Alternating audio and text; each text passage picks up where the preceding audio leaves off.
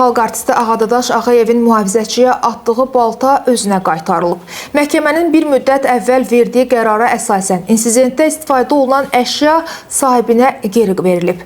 Qeyd edək ki, müğənni ötən il Bakıdakı Medera Hospitalının mühafizəçisi ilə mübahisə edib və əlindəki baltanı ona tərəf atıb. Hadisə zamanı balta xəstəxananın xadiməsinin ayağına dəyib. Daha sonra isə xadimə baltanı götürərək kənara qoyub ki, heç kim onu götürməsin. İstintaq zamanı balta sübut kimi götürülüb və Binəqədi rayon polis idarəsinə təhvil verilib. Məhkəmə prosesi başa çatdıqdan sonra cinayət tərkibi olmayan maddi sübut kimi baltanın geri qaytarılmasına qərar verilib.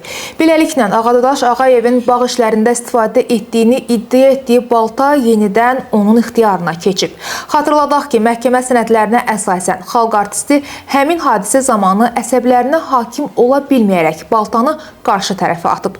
O, məhkəmə zamanı baltadan silah kimi istifadə etmədiyini, sadəcə qorxutmaq məqsədi ilə atdığını bildirib. Ağadadaş Ağayevlə insident yaşayan Nurəddin Cəlilovun da məhkəməyə araşdırması tamamlanıb. Hökmə əsasən ona 2 il sınaq müddəti seçilməklə şərti cəza verilib.